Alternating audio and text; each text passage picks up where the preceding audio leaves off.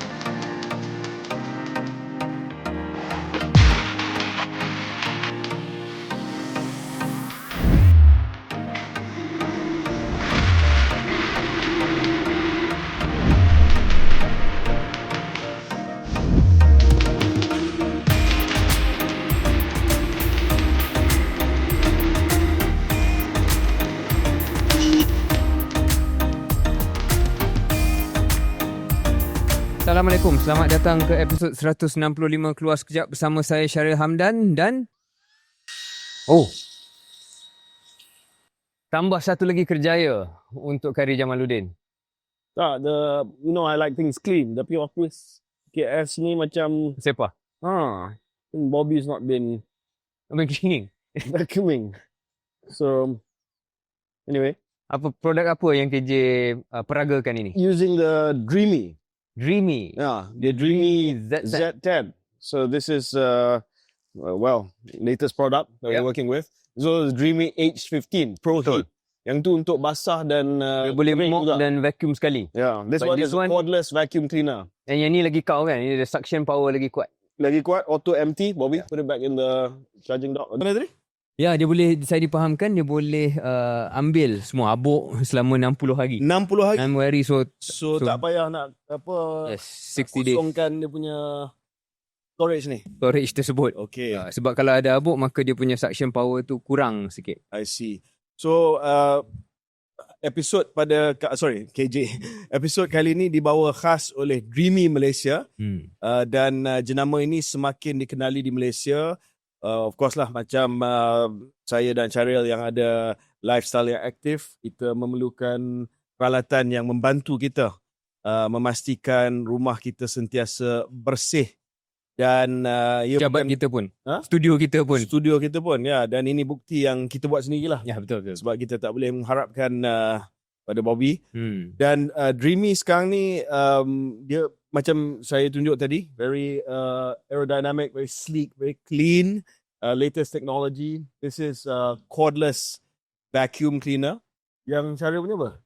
yang saya punya adalah H15 Pro Heat. Ya. H15 Pro Heat ni macam kita sebut tadi, dia boleh gabungkan vacuum dan juga mop sekali. Oh, dia boleh mop untuk yang basah lah. Betul. So dia ada dua fungsi yang cukup hebat sekali. Ya. Jadi Dreamy KS ini jenama yang sedang hangat di pasaran, boleh melawat laman web dreamy.my dan di situ akan ada satu kod promosi untuk penonton dan pendengar Keluar Sekejap, Dreamy KS, DREAME KS, menikmati diskaun 5% untuk semua produk Dreamy.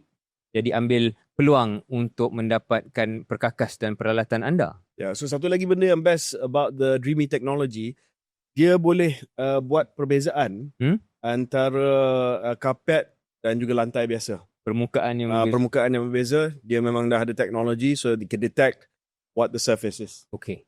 Nanti saya tertunggu-tunggu untuk kita test. Kita tumpahkan benda dan kita tengok apa yang akan berlaku dengan kedua-dua peralatan ini. Kita akan kotorkan balik studio KS ini, supaya kita dapat tunjuk kehebatan produk-produk Dreamy, khususnya Dreamy H15 Pro Heat dan juga Dreamy Z10S. Syaril, beberapa episod yang lepas saya ada sebut bahawa sekarang ini kerajaan melalui apa yang saya istilahkan sebagai midterm blues, dan beberapa bulan yang lepas agak mencabar bagi kerajaan Madani dan juga PMX Datuk Seri Anwar Ibrahim.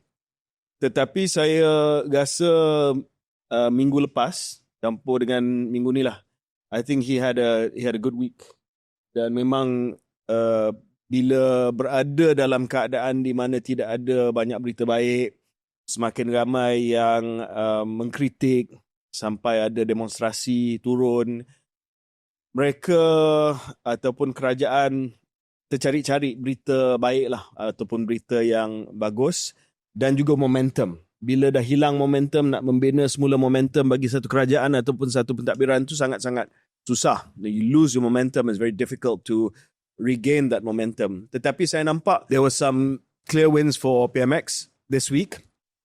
Selepas turun Anwar, seolah-olah reaksi tu. Dan yang pertama ni, sesuatu yang mungkin datang daripada luar. Dia tidak dirancang, tetapi oleh kerana peranan yang dimainkan oleh Malaysia pada tahun ini sebagai pengerusi ASEAN dan juga Perdana Menteri sebagai Ketua Kerajaan Pengerusi ASEAN, beliau telah pun mendapat satu kemenangan besar politik apabila menjadi orang tengah kepada genjatan senjata Thai dan Cambodia.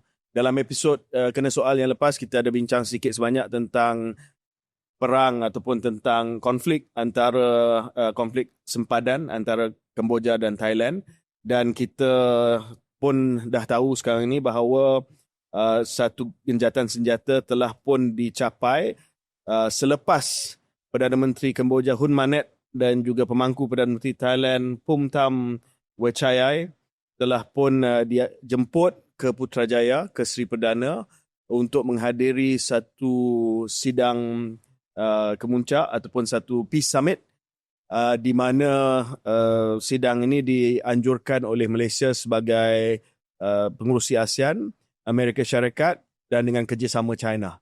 Dan hasil daripada perbincangan tersebut adalah satu genjatan senjata tanpa syarat yang telah pun dicapai dalam tempoh masa esok harinya. So this was a big win for PM lah. KJ menggambarkan bahawa ia adalah kemenangan untuk politik domestik PM dan juga Kerajaan Madani. KJ rasa benda ni memang menular di kalangan rakyat di bawah ataupun hanya kita yang minat dengan hal-hal sebegini yang merasakan ini satu kemenangan? Sebab kenapa saya bangkitkan soalan itu? Kerana kadang-kala saya rasa dalam mereka yang minat mengikuti berita-berita macam ni, ia penting untuk mencari momentum minggu ke minggu ke minggu. Tapi adakah benda macam ni benar-benar mengubah the long term narrative yang saya rasa masih lagi boleh dikatakan berada dalam apa yang KJ ungkapkan sebagai midterm blues ni? Saya tak rasa benda ni dengan sendirinya mengubah the long term trend. Bila kita nak cari momentum ni, kita kena bina secara kecil. Dia tak boleh nak ubah naratif overnight. Bila naratif tu dah set in, dah ada pandangan sama ada adil ke tidak bahawa things are not going that well, ada masalah dan tekanan krisis sara hidup, ketidaktentuan ekonomi dan sebagainya, you go for the small wins and you build up on the small wins. Dan saya rasa gambar Perdana Menteri di tengah-tengah kedua-dua pemimpin Perdana Menteri Kemboja dan juga pemangku Perdana Menteri Thailand itu sangat-sangat powerful bagi saya lah.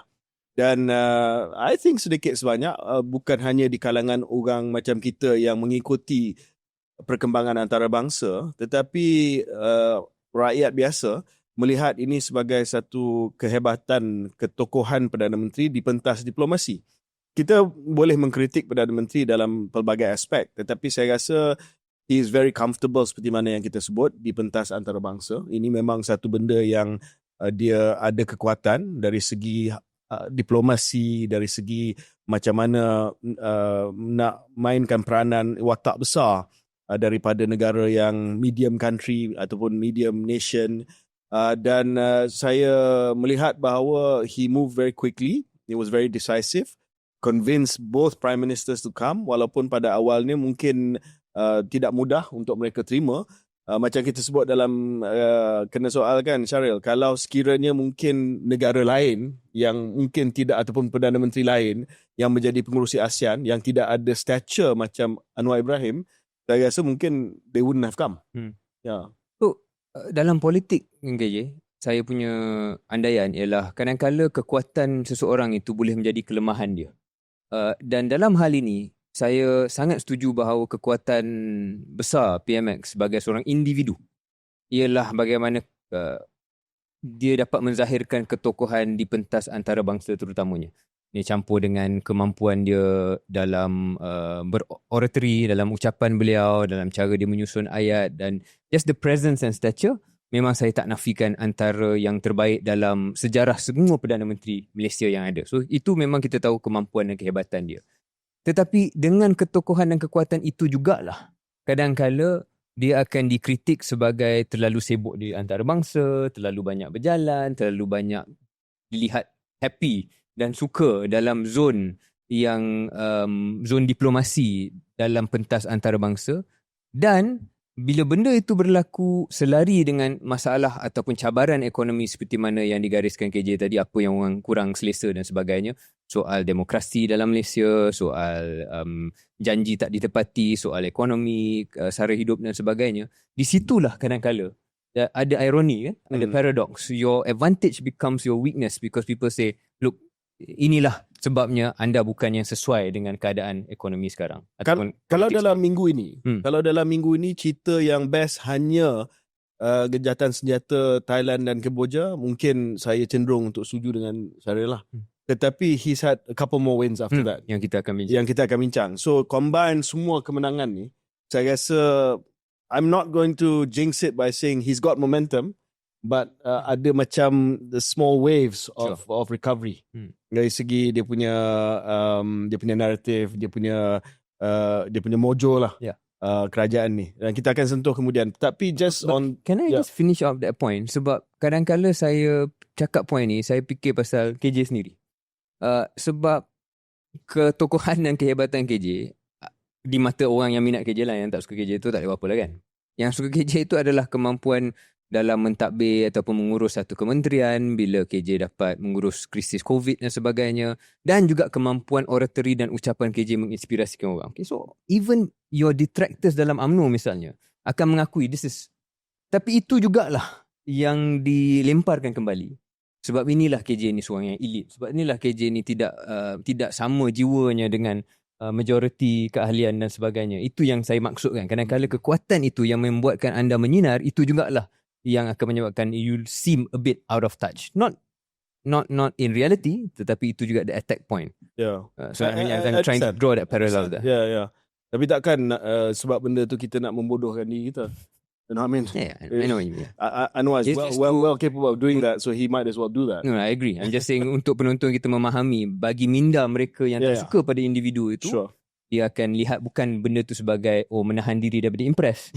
Tapi itu jugalah yang membuat seseorang tu meluat. Bukan saya, tetapi ini tafsiran bagi mereka yang mahu lihat kedua-dua sudut pandang. Anyway, should we go on his other successes? No, just before that, masih berkenaan dengan Thailand dengan Kemboja. Dia nak explain secara mudah cara macam mana, ada dua perkara yang saya rasa penting lah yang perlu kita sampaikan kepada pendengar dan penonton KS. Yang pertama adalah kita melihat bagaimana Malaysia telah pun menyelamatkan ASEAN daripada tanggapan bahawa ASEAN ni tidak relevan. Sebab kita tahu bahawa sidang ini tidak akan berjaya sekiranya tidak ada sokongan daripada Amerika Syarikat dan China. So kalau kita tengok gambar sewaktu perjumpaan tersebut, PM di tengah, Perdana Menteri Thailand di kanan, Pun Manet Kemboja di kiri. Lepas tu di belakang PM ada wakil daripada Amerika Syarikat dan wakil daripada China. Itu menunjukkan bahawa, that was such a, to me, telling photograph. Satu gambar yang sangat-sangat menunjukkan kedudukan dunia pada hari ini, terutamanya di Asia Tenggara. You could not have picked a more ominous photograph, I suppose, showing that, ASEAN trying to sort out things on their own, tetapi di belakang, very stark, the US is there, China is there. Maknanya ini memang dia punya playground lah. Dan dia kena ada kat situ. Dia insist dia kena ada kat situ. Dan later will come to the who took credit for this and all that kind of things. So dua perkara. Satu adalah this superpower rivalry antara China dengan Amerika Syarikat ni adalah benar, adalah real, dan mereka dah mula impose, maknanya dia kena ada. Walaupun benda tu tak ada kaitan langsung dengan wilayah dia, tak ada kaitan langsung dengan kawasan yang berhampiran dengan negara dia, walaupun Kemboja ada sempadan dengan Thailand, dengan China, tetapi they insist on being there. So ini adalah kali pertama di mana kita melihat secara nyata bahawa mereka tidak sanggup untuk urusan ini hanya diselesaikan di peringkat rantau Asia Tenggara. Tetapi yang kedua, dan ini poin yang saya nak sampaikan tadi, adalah walaupun mereka cuba impose, tetapi I think one of the things yang kita kena bagi kredit kepada PM adalah it was still ASEAN-led. Walaupun mereka ada kat situ dan mereka nak tunjuk mereka ada kat situ, tetapi sebenarnya proses mediasi ini dilaksanakan oleh Malaysia, dan Malaysia telah pun menyelamatkan air muka ASEAN. Kalau Malaysia tak dapat buat benda ni, kalau ASEAN tak dapat buat benda ni, you just imagine, and it was brokered by the US or China, then of course I think memang ini adalah satu tamparan hebat kepada ASEAN. There's still limitations of course, sebab ASEAN tidak ada mekanisme untuk memastikan menguatkuasakan genjatan senjata ni. So ASEAN tidak ada standing army, for instance. ASEAN tidak ada satu gabungan tentera antara negara-negara ASEAN yang boleh menjadi peacekeepers. So kita tak tahu sejauh mana genjatan senjata ni akan berterusan. So ASEAN memang ada kelemahan institusi dari sudut itu. Tetapi I think PM Anwar Ibrahim telah pun melaksanakan more than the summits lah. This was the most important thing yang beliau telah buat sebagai pengerusi ASEAN, lebih daripada KL Declaration, lebih kepada persidangan ASEAN yang telah pun dianjurkan. This was the single most important moment yang mana saya rasa PM telah selamatkan ASEAN. So, saya mohon maaf in advance kalau saya ambil perspektif sekali lagi glass half empty instead of glass half full.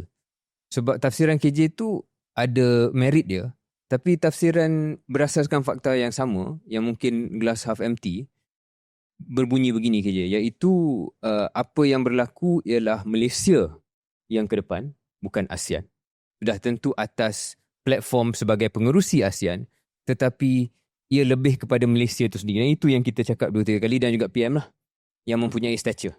Kalau negara lain yang mempengerusikan ASEAN tahun ni, belum tentu benda ni boleh berlaku. Jadi itu, okey, kita boleh shock bahawa menunjukkan Malaysia tu ada standing, tapi dalam sudut yang sama ataupun dalam ayat yang sama, ia juga membuktikan bahawa kalau benar anggapan kita itu, maka ASEAN sebagai satu entiti itu tidaklah kukuh sangat.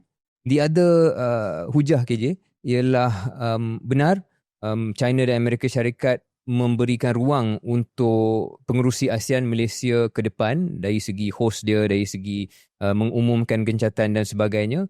Tetapi adakah itu lebih kepada cara mereka cuba berselindung dan tidak nak menunjuk sangat peranan besar mereka?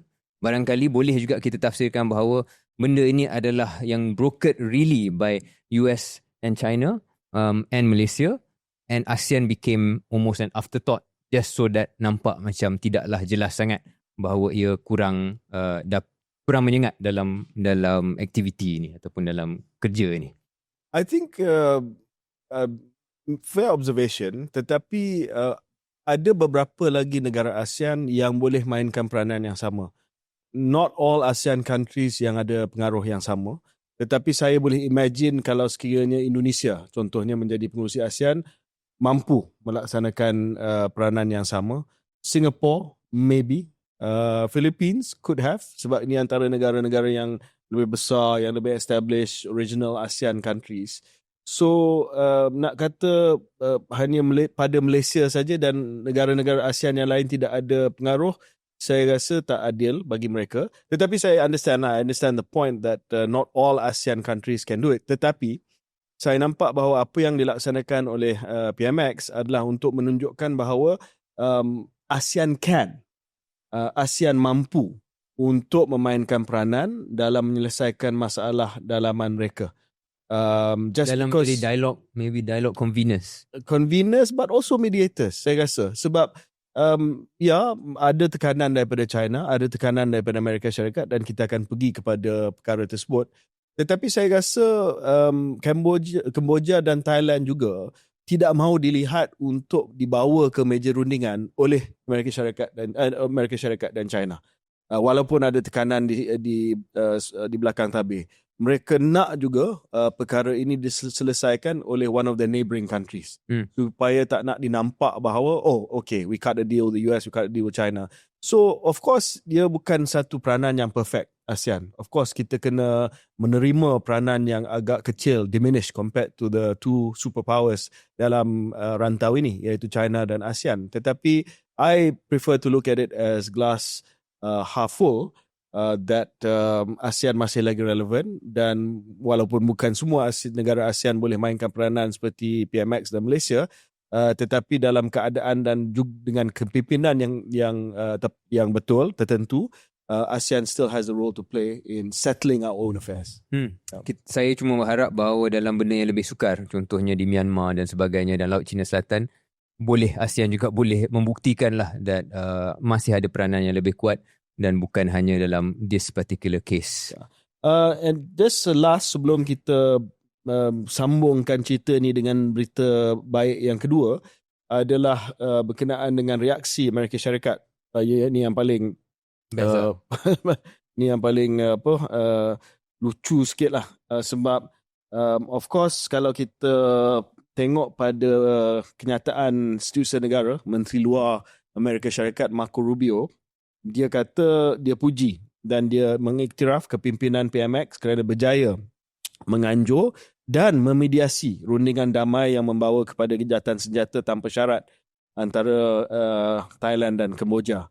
Tetapi Trump dia tak sangat sebut dalam kenyataan asal dia lah, kenyataan pertama dia, berkenaan dengan peranan yang dimainkan oleh PM dan juga Malaysia. Dia telah kata, I'm pleased to announce that after the involvement of President Donald J. Trump, both countries have reached a ceasefire and peace. Congratulations to all. By ending this war, we have saved thousands of lives. I've instructed my trade team to restart negotiations on trade. I have now ended many wars in just 6 months. I am proud to be the president of peace. Itu kenyataan dia lah.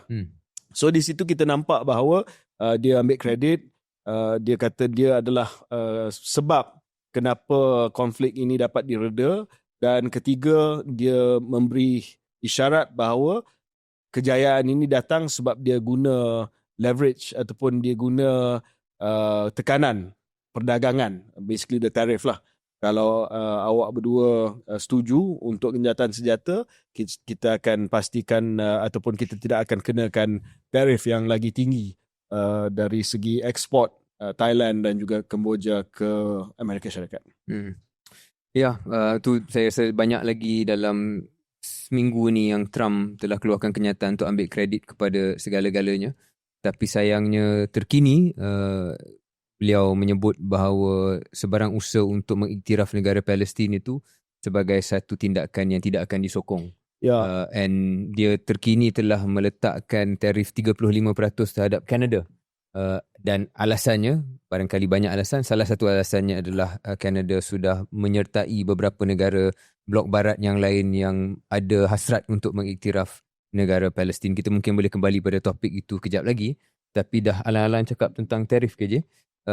Malaysia, satu lagi barangkali apa yang KJ maksudkan kemenangan kecil untuk pentadbiran madani ialah kita berjaya untuk menurunkan tarif yang pada asalnya beberapa minggu lepas diletakkan pada angka 25% turun ke 19%.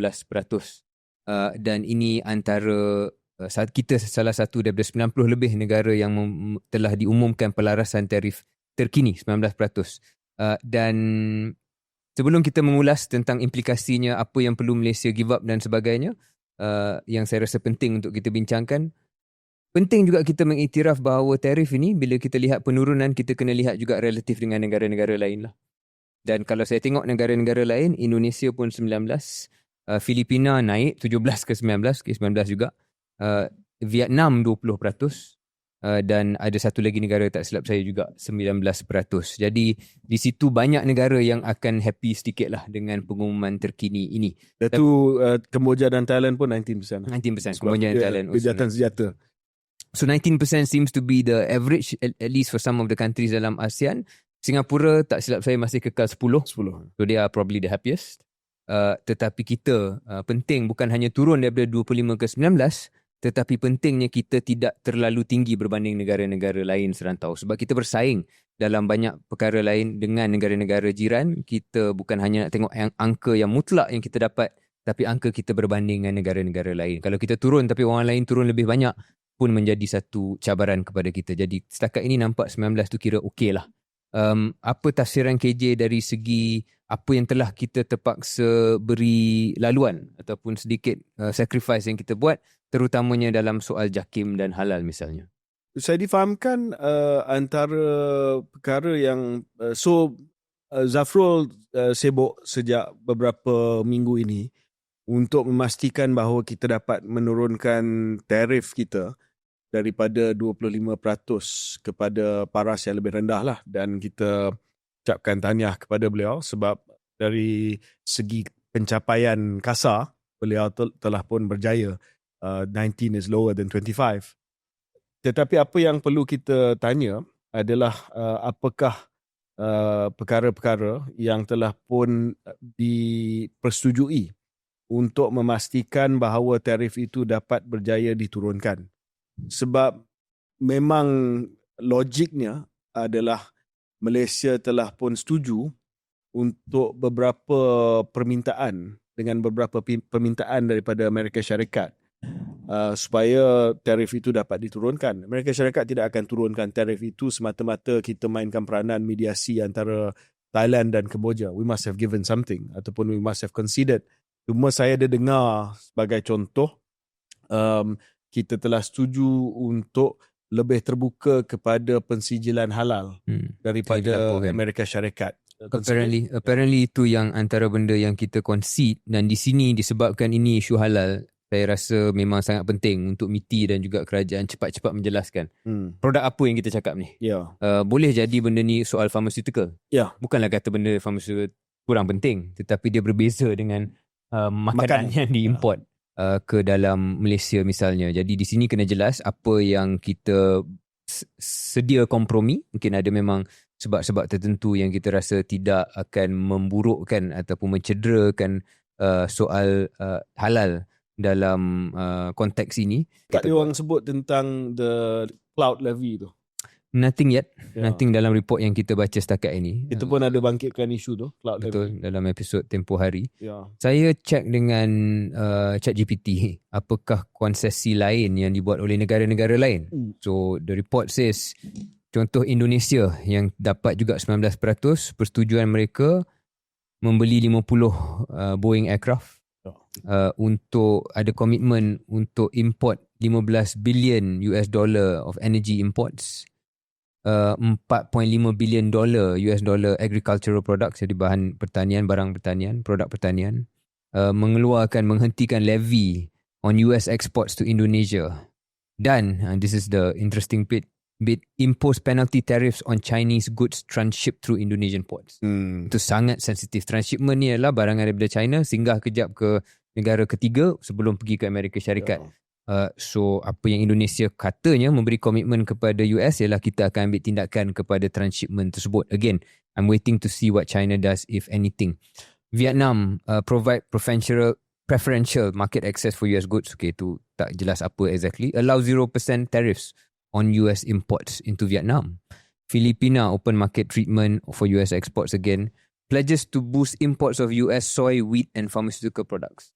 So ada angka yang khusus macam Indonesia, ada yang just secara komitmen kasar apa yang mereka akan buat membantu untuk barangan Amerika Syarikat dapat masuk ke dalam negara masing-masing. Saya yakin dalam sidang parlimen kali ini, sebab satu lagi berita baik boleh kata berita baik lah, pembentangan RMK 13 yang kita akan bincang selepas break nanti, adalah perbahasan berkaitan dengan penurunan tarif ni. Saya rasa ada ahli-ahli parlimen pembangkang, contohnya ahli parlimen Machang, Wan Ahmad Faizal pun dah sebut bahawa dia akan tanya nanti apakah konsesi ataupun apakah benda yang telah kita persetujui untuk beri kepada Amerika Syarikat. Dan I think we we take note first sebab kita pun tak nak speculate what ini hanya apa yang dilaporkan, what was given away ataupun apa yang telah pun dipersetujui. Ini laporan, kita take at face value kemenangan bagi kerajaan, kemenangan bagi PMX dan Zafrul 25-19 dengan asterisk lah. Dengan nota kaki, belum tahu lagi apa yang telah pun diberi. So I think but the other thing is, I don't know sama ada ini kemenangan ke tidak, tetapi PM finally got the phone call dengan Trump lah. Yes. Dia dapat phone call dengan Trump pada 31 hari bulan, di mana Trump ucapkan terima kasih, tahniah atas kejayaan PM mediasi konflik Thai dengan Kemboja, dan memaklumkan tentang tarif telah turun, dan juga memaklumkan bahawa dia akan datang sini. So Donald Trump will be in Malaysia untuk sidang kemuncak ASEAN ke-47 di Kuala Lumpur pada Oktober 2025. Ini adalah lawatan rasmi pertama oleh Presiden Amerika Syarikat ke Malaysia semenjak Barack Obama pada tahun 2015. Bila seorang ketua kerajaan datang ke Malaysia, akan ada menteri pengiring. So saya nak tahu siapa menteri pengiring Dr. Donald Trump nanti. KJ menteri pengiring. Saya menteri pengiring Barack Obama dulu. So but that was Obama lah kan. So who's going to be sent to deal with Trump? Dia akan jadi menteri yang follow lah, yang jaga protokol, jaga logistik. No, maybe I know which one. Pami. Mat Sabu. Mat Sabu. Mat Sabu be. Why not? Just confuse the hell out of Trump. Siapa yang pun personality? This guy's good. This guy's funny. So dalam satu sudut, Mat Sabu dan Donald Trump jauh sangat. Tetapi dalam sudut tertentu, mereka juga bukan typical politician. Jadi, so kalau anda ada cadangan siapa harus menjadi menteri pengiring Donald Trump untuk lawatan beliau ke Malaysia, sila tulis di ruangan komentar dan kita akan hantar ke Pejabat Perdana Menteri. Okay. Let's take a break. Got this. Okay.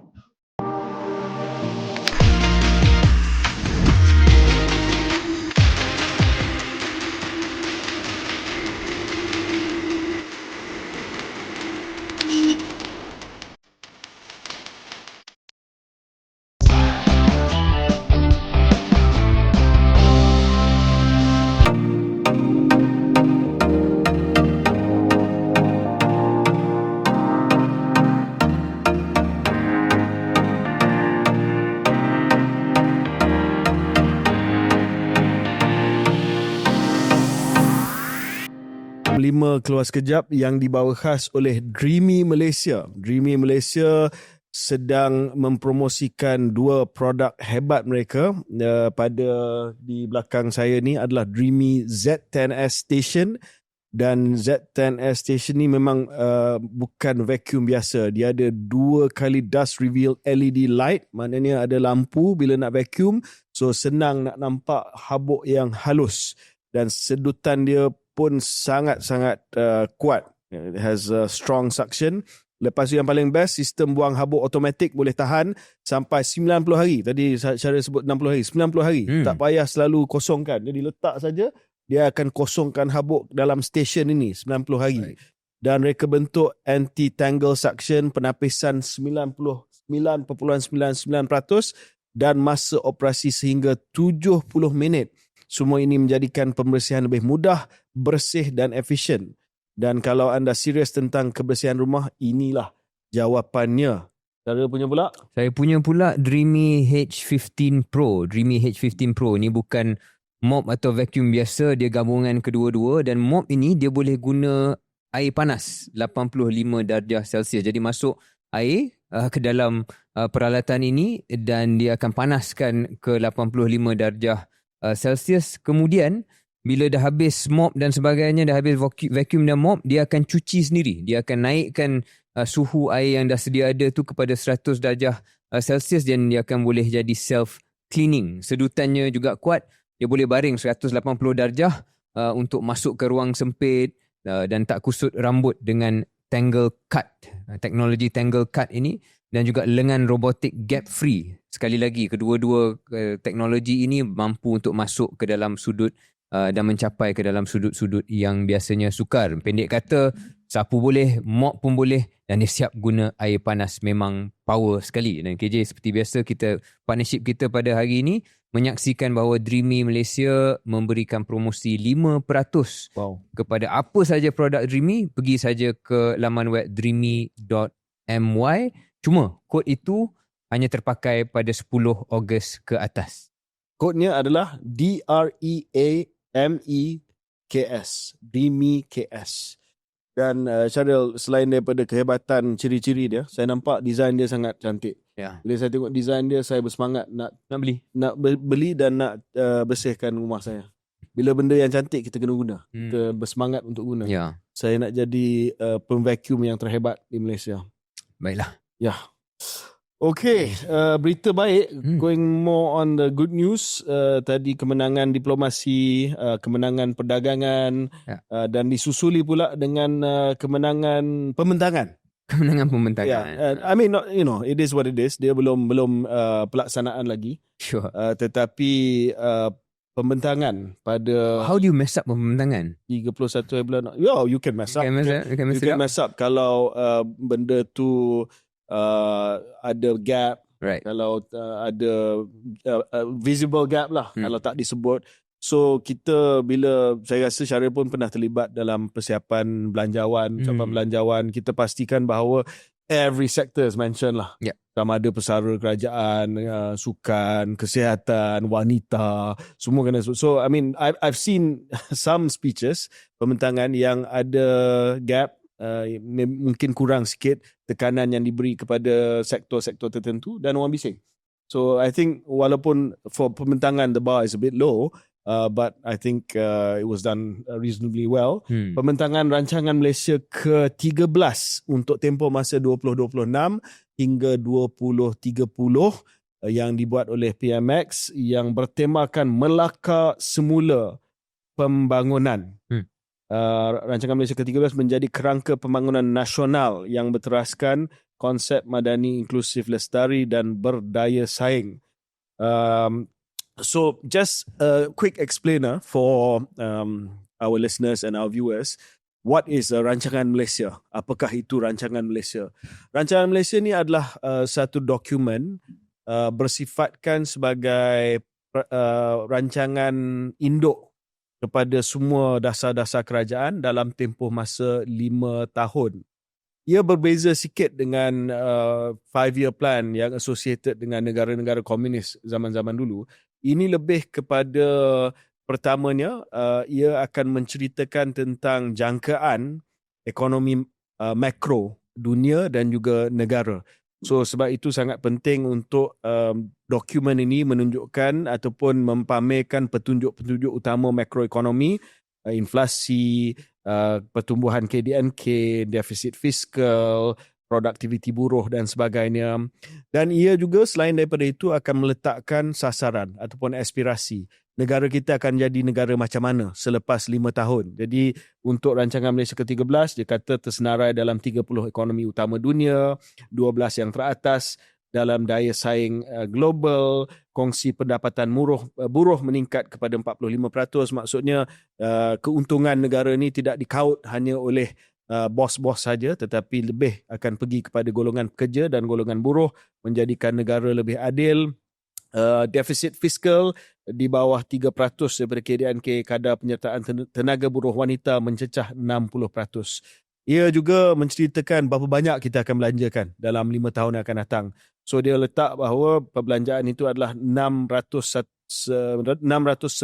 bilion ringgit, di mana 430 bilion akan datang terus daripada suntikan fiskal kerajaan, iaitu duit pembayar cukai basically. 120 bilion akan datang daripada GLC, GLIC melalui program Gear Up, dan baki 61 bilion melalui kerjasama awam swasta ataupun public-private partnership. Dan dia pecahkanlah peruntukan itu kepada sektor apa, infrastruktur, pendidikan, penjagaan kesihatan, keselamatan, dan ia selepas itu telah menggariskan beberapa langkah-langkah, program-program dan juga projek-projek yang akan dilaksanakan. That's the 5-year plan. Ia perlu dibaca sekali dengan pelanjauan pada setiap tahun dalam tempoh RMK tersebut. Sebab RMK akan kata, okay, dalam 5 tahun ni kita akan bina projek ini, projek ini, projek ini, projek ini. Ia lebih kepada senarai infrastruktur ataupun senarai projek perbelanjaan pembangunan, development expenditure. Setiap tahun, kerajaan akan sediakan belanjawan dan dia akan cuba match hasil dan pendapatan tahun tersebut kepada perancangan yang ada dalam rancangan Malaysia 5 tahun supaya dia tak lari jauh lah. Tetapi tidak bermaksud bahawa kita terikat secara langsung dengan rancangan Malaysia ini. 5 years is a long time. Sebab itu kita ada apa yang dikenali sebagai kajian separuh penggal rancangan Malaysia. So every 2.5 years, basically midterm, kita akan buat midterm review. Kalau projek ataupun program itu tak lagi sesuai, kita akan tukar ataupun kita akan pivot kepada projek yang lain. Tu latar belakang sikit lah. Penjelasan sangat mudah untuk mereka yang kurang mahir tentang apa beza rancangan Malaysia dan juga belanjawan yang dibuat oleh KJ tadi. KJ telah membangkitkan bagaimana ini adalah kejayaan pembentangan. Jadi izinkan saya kita mula bincang tentang pembentangan itu sendiri dan bagaimana ia mencerminkan sesuatu yang saya nak bincang. Iaitu saya sebagai seorang yang pernah terbabit dalam soal persiapan dokumen seperti ini dan pembentangan, sama ada dalam kerajaan dulu ataupun sewaktu dalam politik secara umumnya. Bila saya mendengar ucapan-ucapan seperti ini, dan bukan hanya untuk pentadbiran sekarang tapi semua, dia mengingatkan saya bahawa ia contoh di mana pembentangan seperti ini mengujakan setengah pihak, tetapi untuk sebahagian besar majoriti rakyat Malaysia, mereka hampir-hampir tidak mengendahkan. Sebab apa? Sebab beberapa faktor. Dan saya nak bincang soal pembentangan, bukan soal pengisian. Soal pembentangan itu sendiri, dalam dokumen seperti RMK ni, pengisiannya sangat teknikal. So, dia tidak akan dapat menangkap minat orang secara keseluruhan. Kedua ialah kenyataan-kenyataan VC, sama ada rancangan Malaysia ataupun belanjawan-belanjawan, syarat dengan bahasa birokrasi. Misalnya dalam dokumen ini saya lihat 3 dimensi, 4 tonggak, 27 keutamaan. Ini bahasa untuk penjawat awam, bukan bahasa untuk rakyat. Bila kita lihat beberapa pengisiannya, masih dalam soal kenyataan VC, menaikkan ceiling, mempercepat perubahan struktur ekonomi. Di bawahnya pula meningkatkan kerencaman ekonomi, melonjak pertumbuhan yang terangkum dan mampan. Sekali lagi, ini bahasa PTD faham. Kita yang minat dan nerd dengan hal dasar ni kita akan kaji.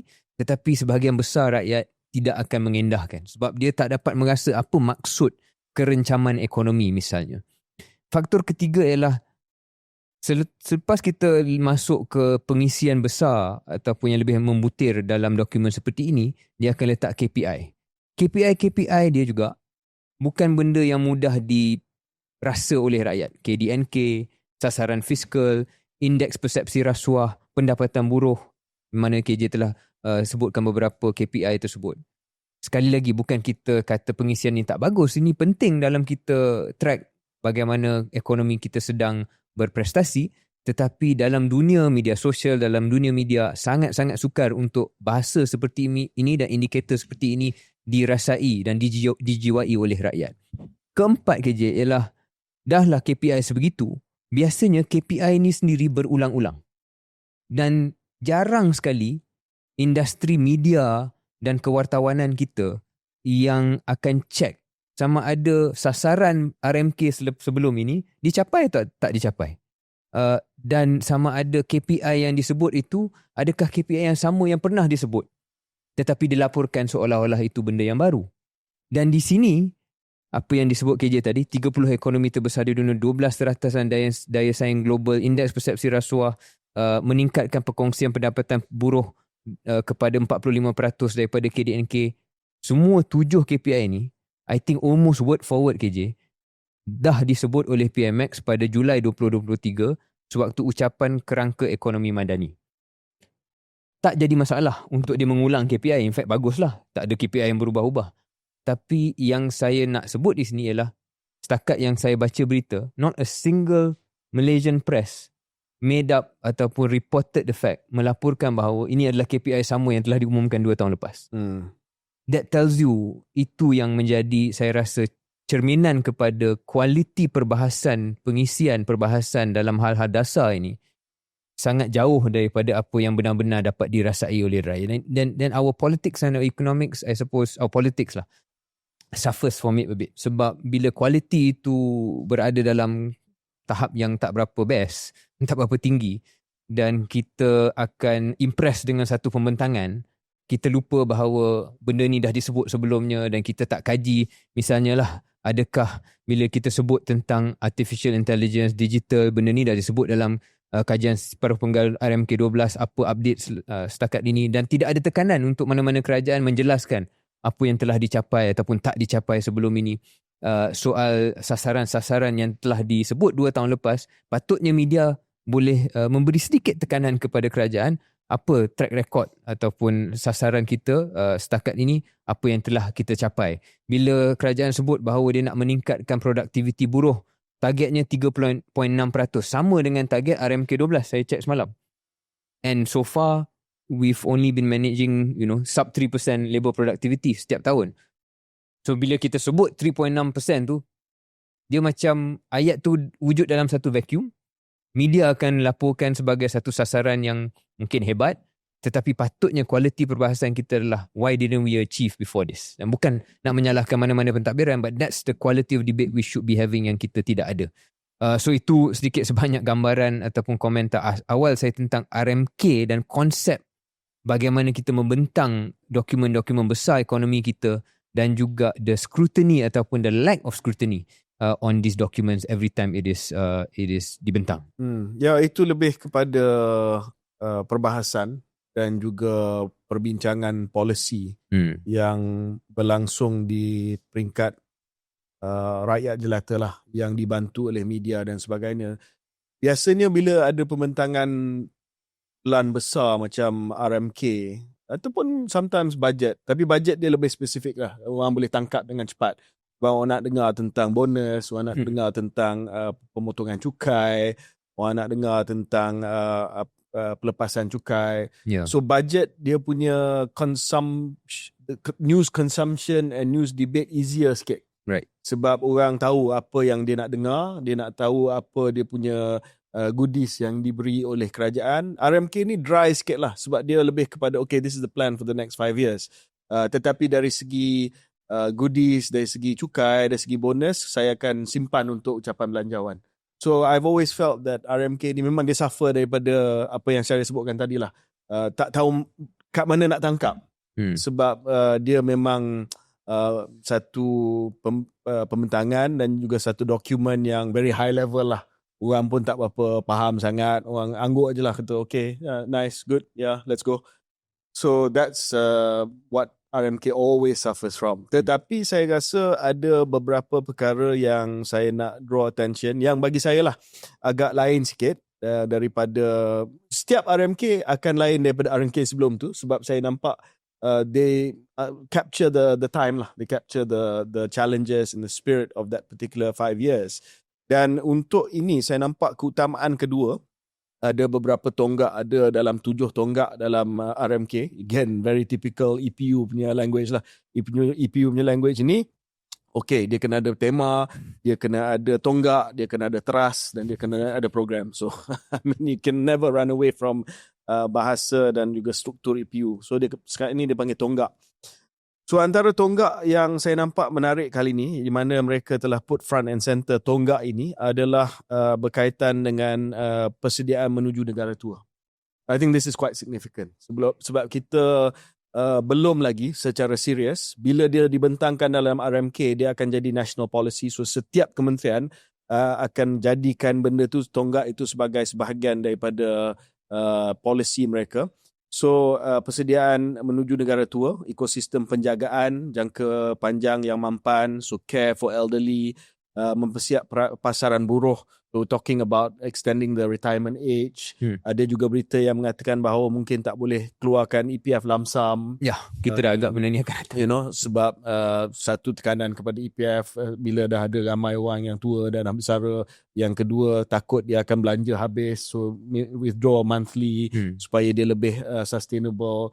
Mengambil kira mungkin they will work till much later on in their lives. Right. So, ini, I think this was a good thing. I mean, kita boleh setuju tak setuju tentang the EPF punya lump sum. There's a lot of debate online. Tetapi at least kerajaan melihat bahawa ini adalah tonggak penting untuk kita future-proof negara kita. Secondly, saya juga tertarik dengan reformasi kesihatan. Saya nampak bahawa tak sepenuhnya kerajaan memperhalusi berkaitan dengan kesihatan.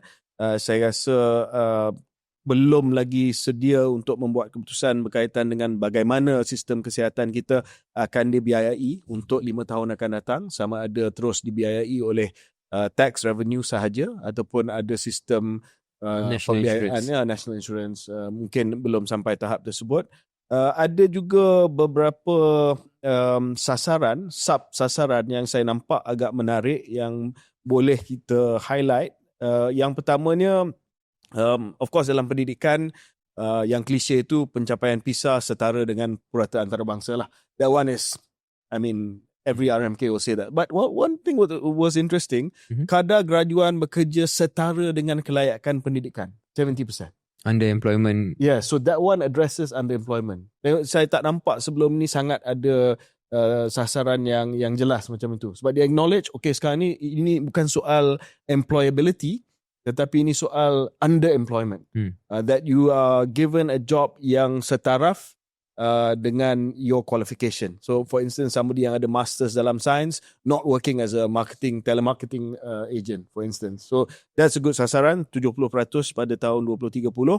I like penduduk mempunyai rekod kesihatan digital 60% by 2030. So that's clear roadmap. So dia kena backup dengan pelaburan, dalam electronic medical records, so that 60% are ready with the EMR by 2030. Dan satu lagi yang saya rasa boleh kita sebut adalah although masih lagi pada peringkat cakap sahaja, tetapi saya suka sebab banyak tumpuan diberi kepada kecerdasan buatan. AI was really embedded into this RMK, bukan hanya dalam perkhidmatan kerajaan tetapi juga sebagai pemacu ekonomi negara kita. Ya, dalam semua benda yang KJ sebut tu dah tentu bagi saya AI, kecerdasan buatan itu yang akan kita nak saksikan bagaimana menzahirkan lah all these macro statements, motherhood statements tentang nak menjadi pemimpin dalam kecerdasan buatan di Asia Tenggara misalnya. Bagaimana menzahirkan kenyataan seperti itu kepada realiti dasar dan juga intervensi taktikal, bukan hanya strategik tapi taktikal untuk membangunkan satu industri dan juga satu kemampuan yang bukan hanya boleh menjana ekonomi tapi juga memberi satu keadaan yang selesa kepada mereka yang akan sudah tentu disrupted dengan revolusi kecerdasan buatan ini. And I guess that is the broader satu contoh kepada satu poin yang lebih lebar, iaitu bagaimana kita nak pastikan ada minat dan ada tracking terhadap segala apa yang disebut dalam dokumen ini. Saya mengharapkan bahawa dalam beberapa sudut tertentu, digitalisasi misalnya, pendigitalan, akan ada satu usaha yang lebih terangkum dan lebih agresif untuk mencapai sasaran-sasaran yang saya rasa belum tercapai. Bagaimana mendigitalkan perusahaan kecil dan sederhana kita yang akan menjadi salah satu tonggak dan teras kepada RMK 13 ni. Perlu lebih imaginatif lah dalam soal intervensi itu. Jadi mungkin kita nak lihat dalam belanjawan akan datang, kalau benar kita nak buat satu usaha kepada sektor digital dan juga sektor AI secara keseluruhannya, apakah intervensi yang boleh dibuat yang lebih imaginatif daripada apa yang sedia ada. You know KJ, misalnya for so many years there's this digitalization fund. I think you know this. Setiap PKS dapat boleh claim RM5,000. Kononnya bagi RM5,000 dan anda kena upskill lah ataupun digitize your SME. Saya rasa dah tiba satu masa bahawa kita sedar bahawa perlu adanya intervensi yang lebih mikro daripada itu, yang lebih outcome based, dan bukannya hanya kata kita dah memperuntukkan sekian-sekian dan kita mengharapkan bahawa PKS akan dapat meningkatkan kadar pendigitalan mereka. Jadi itu satu contoh di mana kita nak kena pastikan intervensi itu sesuai dengan matlamat yang kita canangkan dalam dokumen seperti ini? Yeah, some of the things that saya rasa could have been there yang tidak ada di situ, mungkin sebab memerlukan sedikit perbincangan ataupun kajian yang berterusan. I wish, for instance, there was a bit more on primary healthcare. Sebab saya ada sediakan dan dibentangkan oleh menteri selepas saya kertas putih kertas putih kesihatan negara, di mana the focal point for healthcare should not just be hospitals but also a good network of primary healthcare clinics, supaya kita lebih preventif, kita lebih dekat dengan masyarakat. This means klinik kesihatan? Klinik kesihatan and GPs, combining both services yang boleh diperolehi di klinik kesihatan dan juga di klinik swasta sebagai the most important layer untuk memastikan negara kita menjadi lagi sihat. I would have liked to have seen HSR in it. Tak ada sebut tentang HSR. But would that be a RMK thing or because of big capex project? Big projects dia akan highlight dalam RMK lah. Dia kata mungkin kita akan mula feasibility dan HSR can be back on track. I would have liked to have seen HSR. Selain daripada itu, saya ambil maklum bahawa ada disebut bahawa tenaga nuklear akan diperkenalkan sebagai sumber tenaga elektrik bersih. I wish there was a bit more clarity on this, sebab saya juga percaya bahawa tenaga nuklear perlu menjadi salah sebahagian daripada sumber penjanaan elektrik kita. Memang dah disebut dalam RMK 13, tetapi I would have liked a bit more flash on this. Dia sebut bahawa memperkenalkan tenaga nuklear dan dijangka mula beroperasi pada tahun 2031. That also is very ambitious. Yeah. I mean, to build and commission a nuclear plant takes a long time. So dia kena explain lah sikit tentang what kind of nuclear plant yang dia kata akan dilaksanakan dan dijangka mula beroperasi pada tahun 2031. I'm for it, but short on details. Itu pun satu contoh di mana komunikasi boleh lebih mantap lah. The fact that we found it, kita jumpa, tapi tak semua yang akan baca dokumen penuh.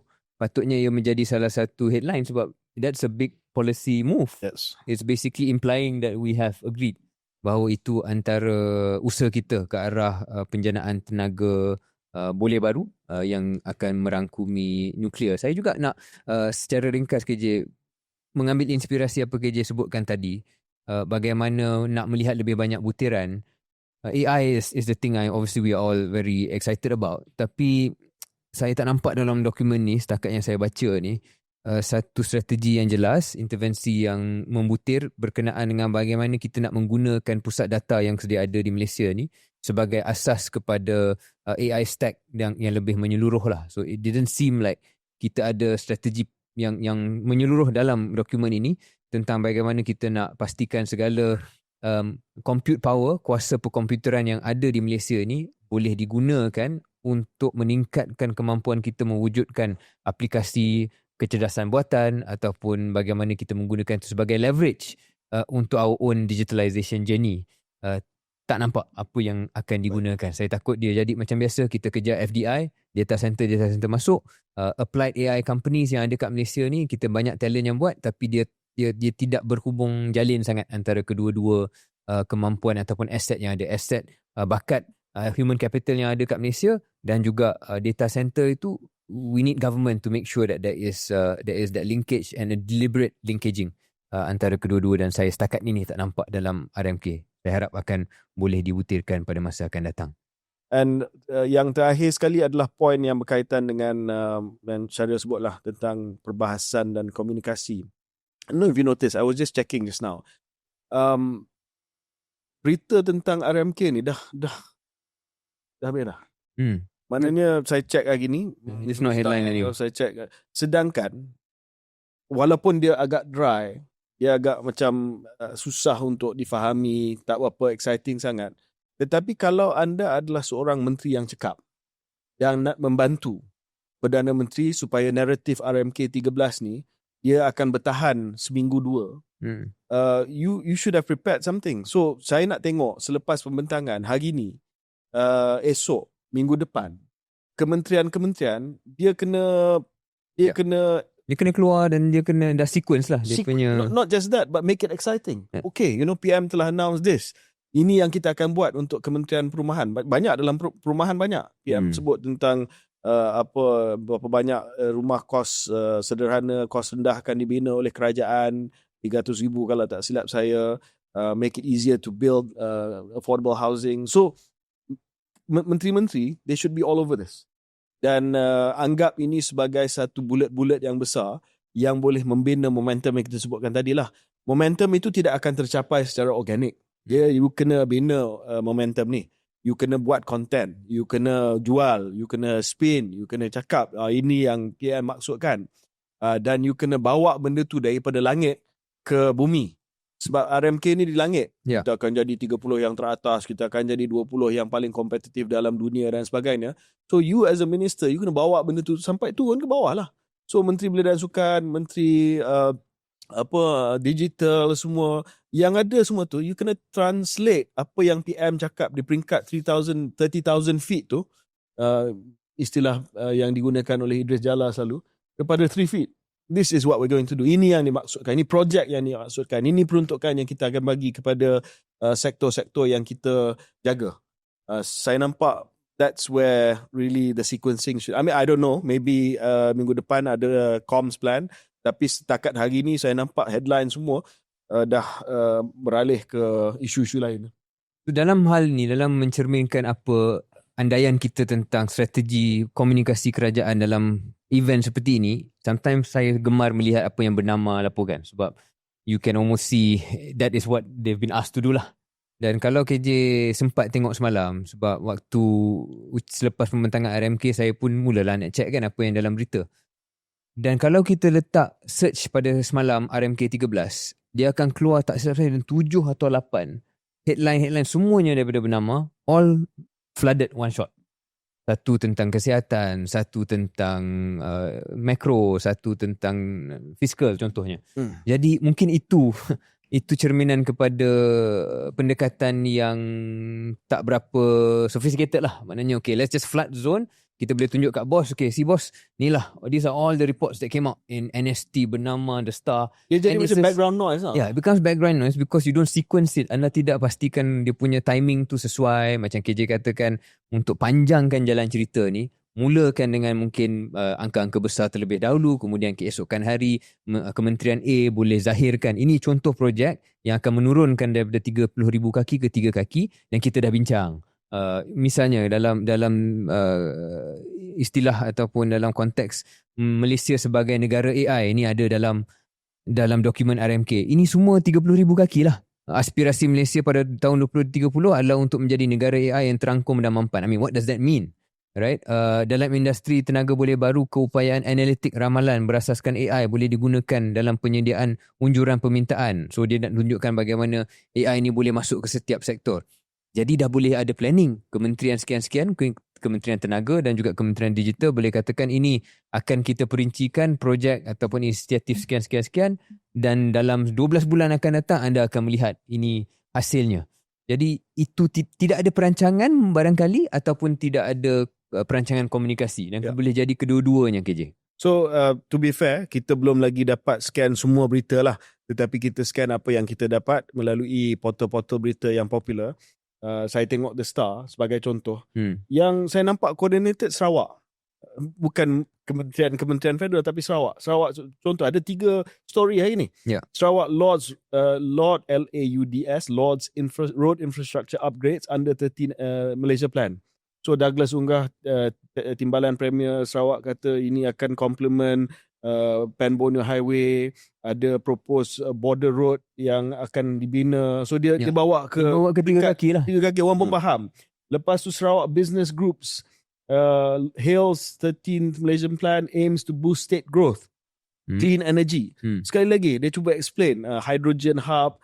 Dia cuba explain macam mana Sarawak nak jadi high value regional clean energy leader. Dia bawa ke at least maybe not 3 feet but at least closer to the ground. Sarawak punya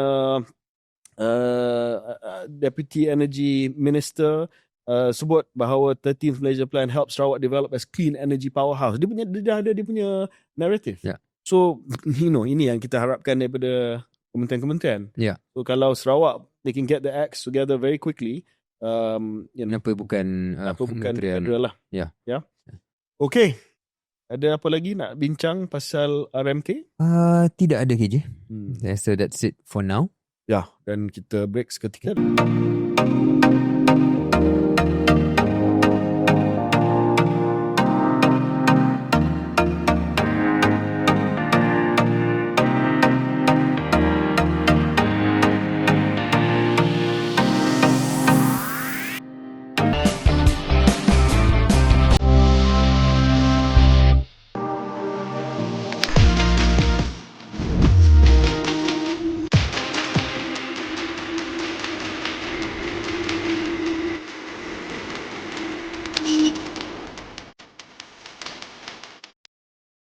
Selamat kembali ke episod 165 Keluar Sekejap yang dibawa khas oleh Dreamy Malaysia. Kita ada kod voucher eksklusif yang boleh diguna pakai bila, Syara? 10 Ogos ke atas. 10 Ogos ke atas, DREAMEKS, Dreamy KS. Untuk mendapat dan menikmati diskaun 5% untuk semua produk, gunakan kod ini terutamanya untuk pembelian. Sama ada yang kita promote pada hari ini Z10S ataupun H15 Pro Heat di laman rasmi Dreamy, iaitu DREAME dreamy.my. So the Dream Z10S station seperti mana yang saya sebutkan tadi, 2x dust reveal LED light, strong suction, ada multi attachment cleaning yang ada di depan sana, ada anti-tangle design, memang best lah, dan 70 minit punya runtime dan 10 hari punya dust collect station. Jadi 90 hari bukan 10 hari, 90 hari dust collection station. Dan Syaril punya H15 Pro Heat. Ya, H15 Pro Heat yang datang dengan satu kemampuan untuk mop dan juga vacuum pada masa yang sama menggunakan air panas 85 darjah Celsius, kemudian dia cuci sendiri dengan air mendidih 100 darjah Celsius. Lantai bukan saja bersih tapi jadi sterile. Sedutan juga kuat, boleh baring 180 darjah masuk ke ruang dan sudut yang sempit. Benik kata sapu boleh, mop boleh, dan dia siap guna air panas. Memang power.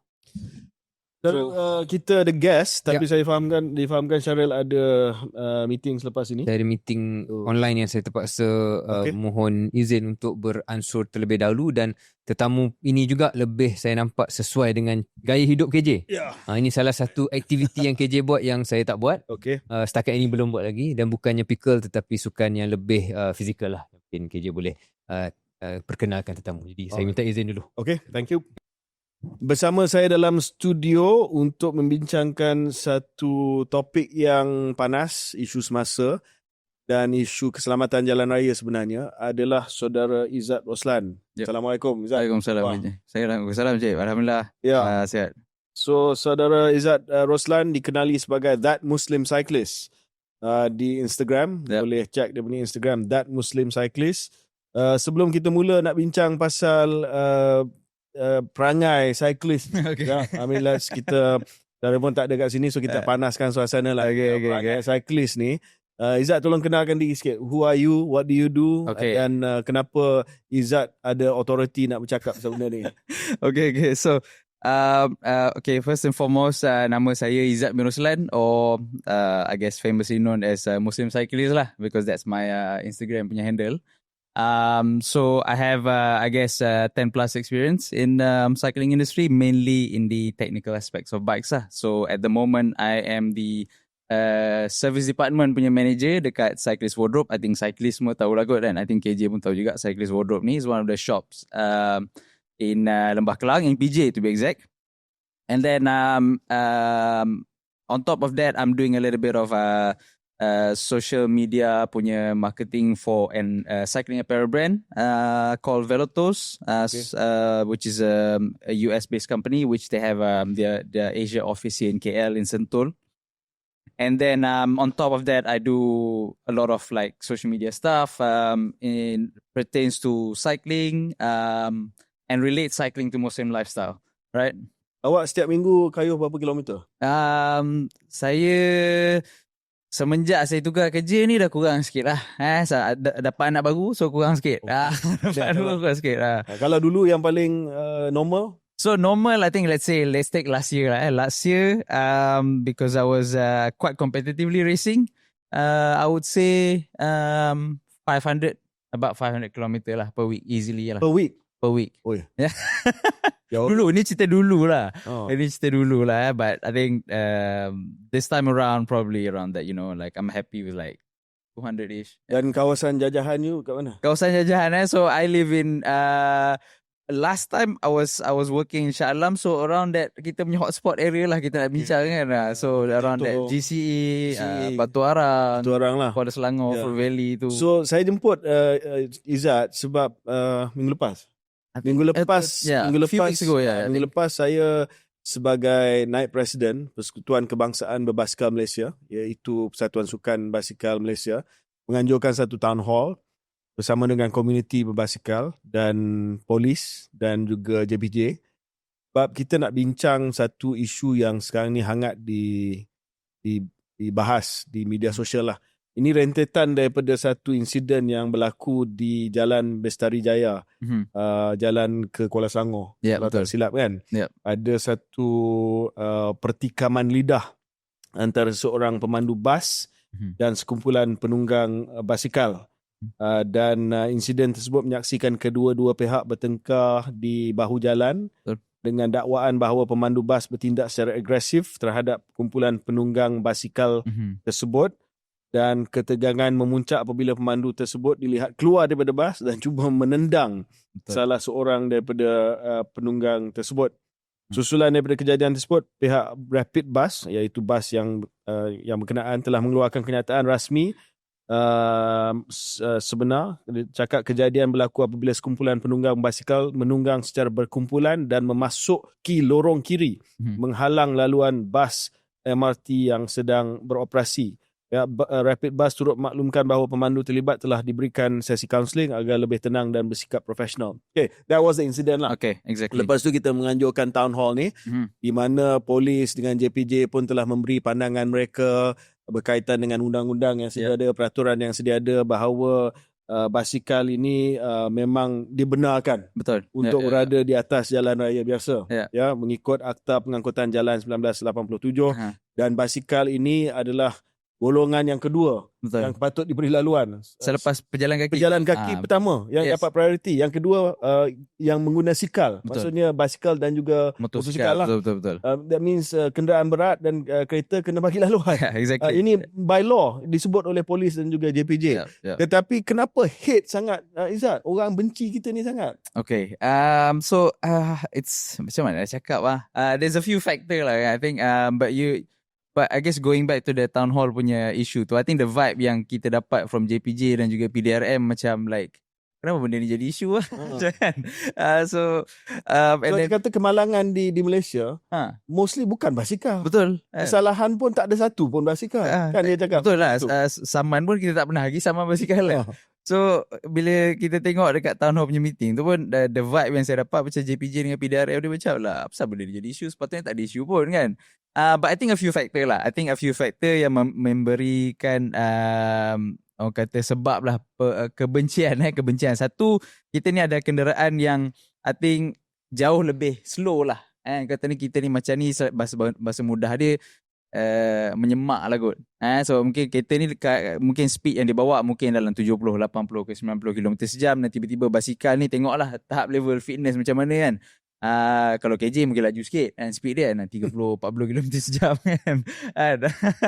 Kalau yang mungkin slow tu slow sikit lah kan.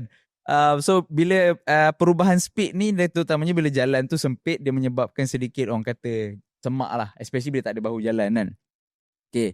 Dan tu yang pertama lah saya rasa. Yang kedua adalah mungkin terutamanya kalau cyclist tu dia berkayuh pada waktu peak hour. For example lah, kadang-kadang ada certain, dan ada juga orang kata team coach daripada pasukan Malaysia Pro Cycling kan yang ada dekat situ kan. Yang juga orang kata menyatakan rasa sedih dia lah kan terhadap orang kata perangai certain motoris ni terhadap cyclist. Adalah mungkin dia ingat yelah ada yang macam case diorang mencari, itulah kerja diorang pagi-pagi kan. Tapi ada juga yang merasakan macam aku kena pergi kerja, dia boleh seronok-seronok kayu basikal lah kan. Itu pun dia rasa macam it's a bit unfair that I have to go to work and diorang kena boleh kayu basikal kan. And so that is another one. And then also I think thirdly is also the way the roads are designed here in Malaysia is very motorized vehicle centric. Yeah. Right? Like for example, right, I actually I think throughout this weekend I'm going to do a little bit of like a social experiment where I shoot a content. I live in Bangi. So I pretend to go to work dekat Putrajaya, so I carry my backpack and everything. Memang orang kata tak ada jalan yang bukan jalan yang laju.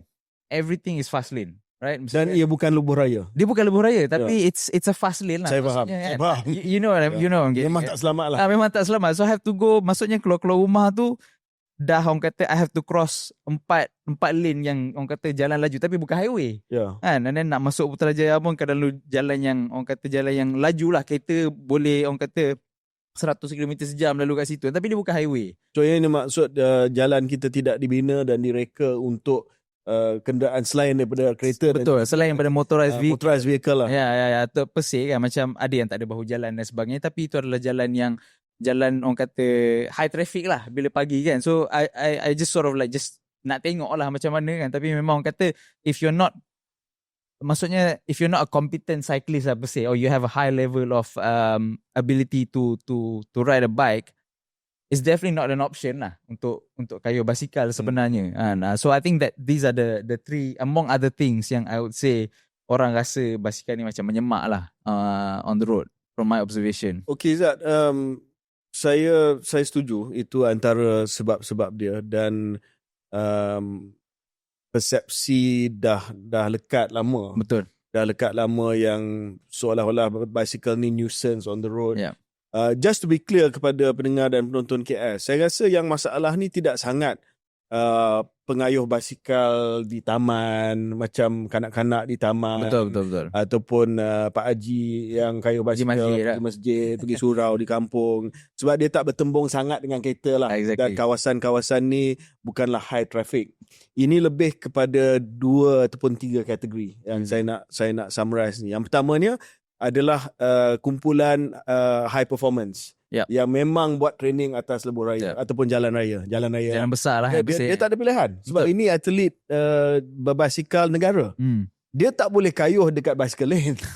Sebab dia akan join kejohanan macam Tour de Langkawi ataupun Continental Tour, di mana mereka terpaksa kayuh atas jalan raya. Betul.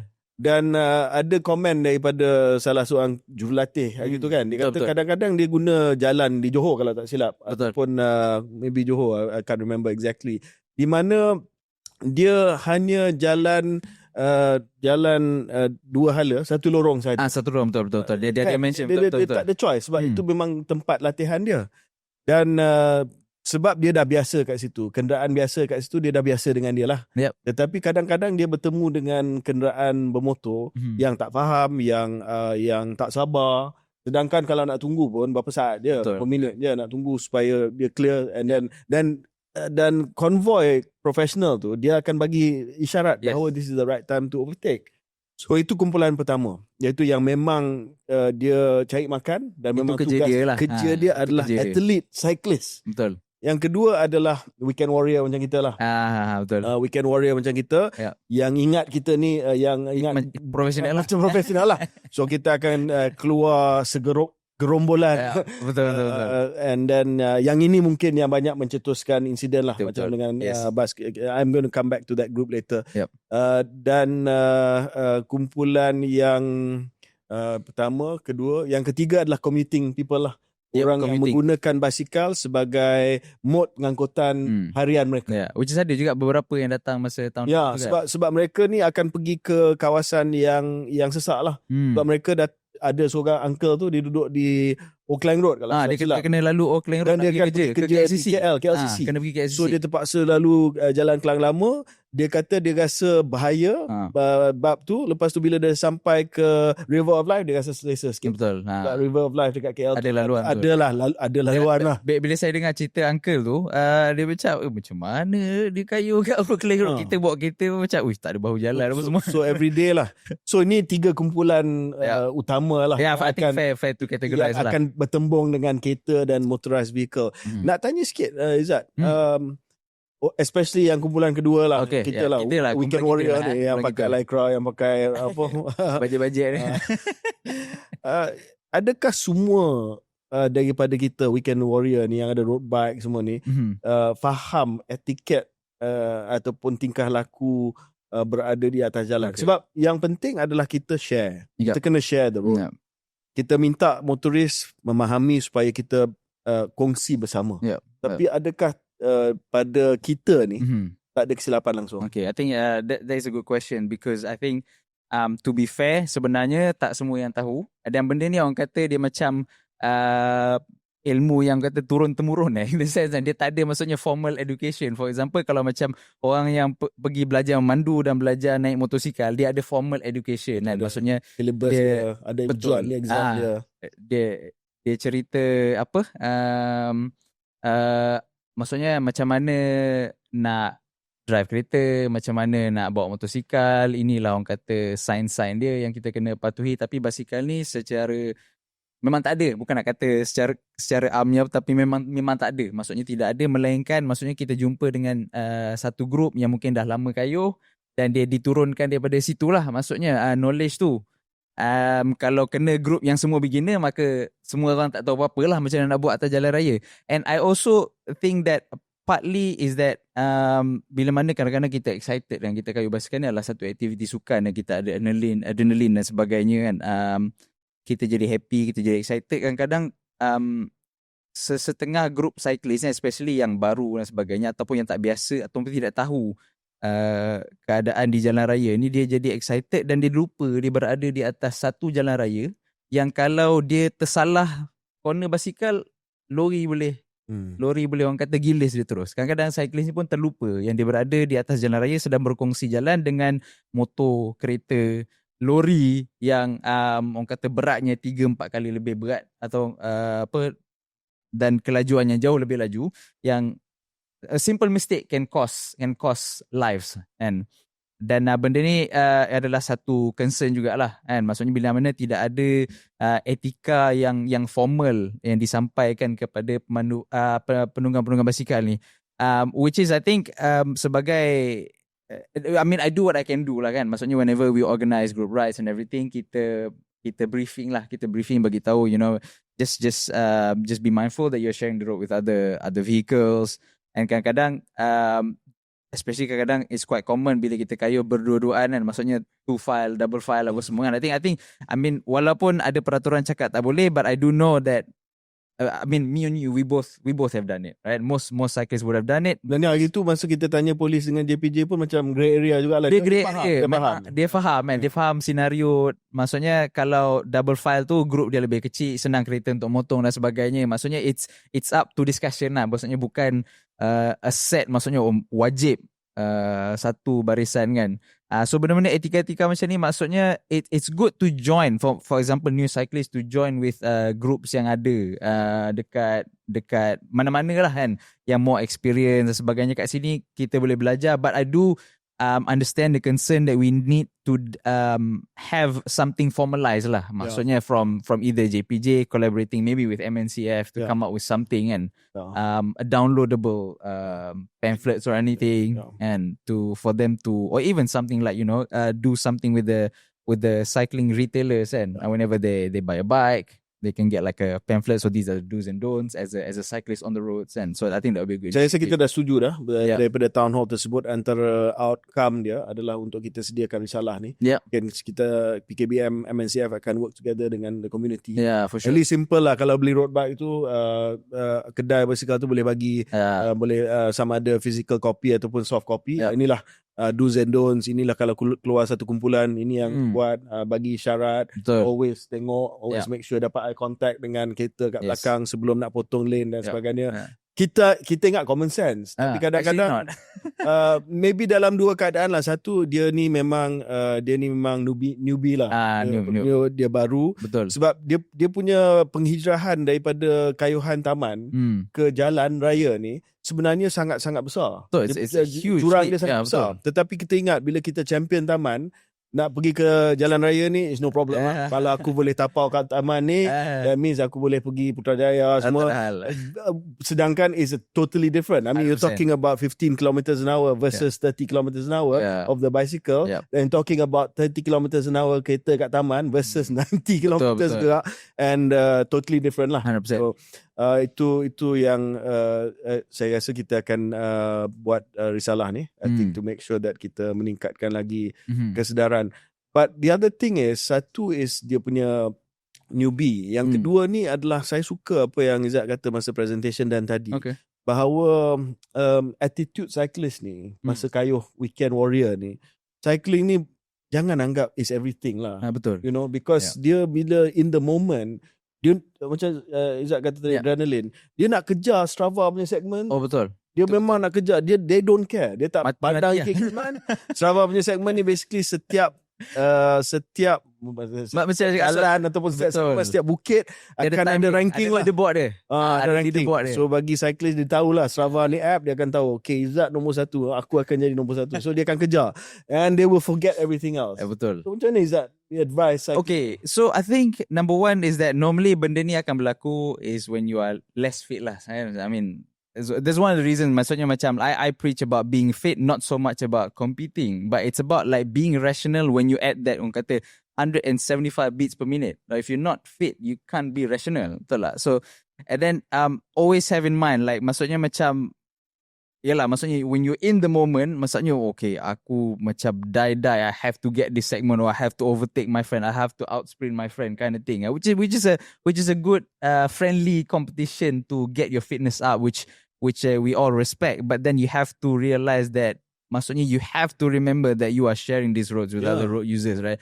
Sometimes you see, like sometimes you don't want to get involved, you're at the back, kan tiba-tiba motor lalu, and then tiba-tiba orang dekat depan tu just keluar to the right, nak sprint dekat depan tu, and I'm like, you have a life back then, you have a family, you have a job, right? And I totally get it.